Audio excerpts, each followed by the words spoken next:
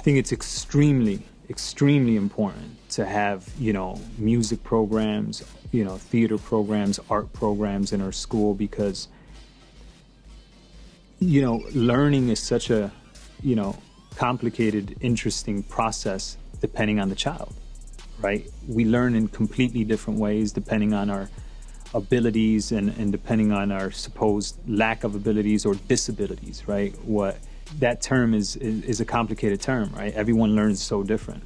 And so the person that, you know, is not great at math or is not great at science can be great at playing the flute or playing an instrument or singing or, you know, performing or drawing, or, you know, there's so many different ways of learning.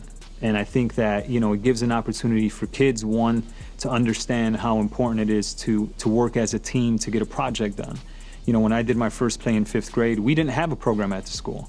So Chicago Public Schools, luckily they brought in this theater teacher to kind of come in and introduce us to this world. But he was only there for, you know, that year.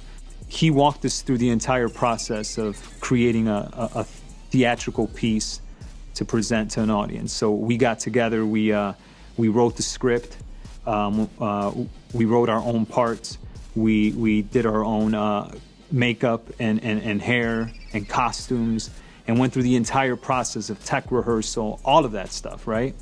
That was the first time that I got excited about acting. In that one specific moment, by chance, you know, it was by chance. Kind of got bit by the bug, you know? And everyone should have that opportunity, you know? Because, you know, when you're a kid, your mind is like soaking in all this information, and, you know, it gives them a real opportunity to explore that side of them. I think we all are artists by nature. And I think that some of us, because we don't have access to, especially in underserved communities where, you know, you take those programs away, then you have hopefully the sports programs. But when you start taking those basketball rims down from the school, or those, you know, soccer fields get turned into something else, or the baseball fields get turned into, then what do you have?